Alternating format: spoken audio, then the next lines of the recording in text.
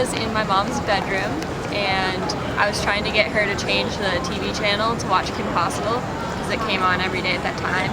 But she was watching the news and I was like, what's going on? Because obviously I was really little. I was in my lower school gym. We're like all evacuated and waited to be picked up. And I remember looking at the TV and just saw the smoke rising, and I thought it was actually the power plant, the Limerick power plant. I thought they had gotten hit by airplanes, so I was really freaked out at first. You know, like I thought the world was about to explode. But you know, then for a moment I was completely confused because I was a little bit too young to actually know what the World Trade Center was. You know, but then little by little I came to understand what actually had happened. And I was in art class, and obviously as a little kid, we were all really confused, but the way our teachers handled it, they sort of just explained to us that something happened and they didn't really explain what it was.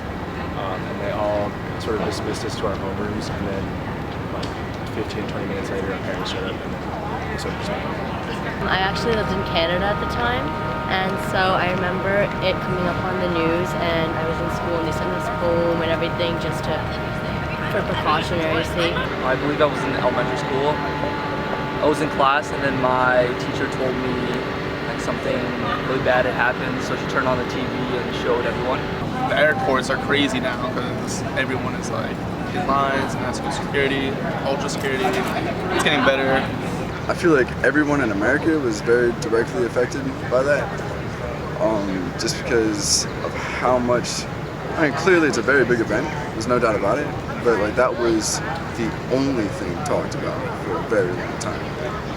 And I feel like a lot of the most important details were never mentioned. You know, like the fact that Building 7 also went down. You know, like most people didn't know about that until like a couple years ago. You know, so it's just like, I don't know. I feel like a lot of the effects are still coming through, and we don't really realize how we've been affected by it yet. It was just weird. Like I felt like a sense of like I needed to be there for my fellow countrymen, which sounds super weird, super corny, but you just don't really know how to digest it when something that crazy happens, that massive. I'm not personally affected, but I know like the country's been affected, and I know that we're indirectly all affected in some way. Personally, thankfully I wasn't affected that badly. I mean, I'm from New York City, so obviously it took a toll on New York City as a whole, and me being so young, it sort of took a while for it to hit. Unfortunately, a few of my friends were affected pretty badly. They lost family members.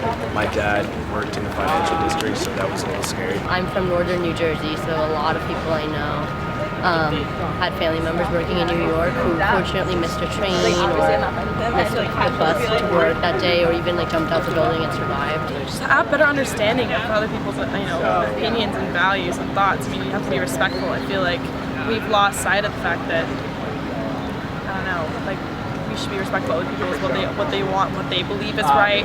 I would say we should all think about how we're similar instead of how we're different. I would just, advise people to look at positives in every situation. We're all people.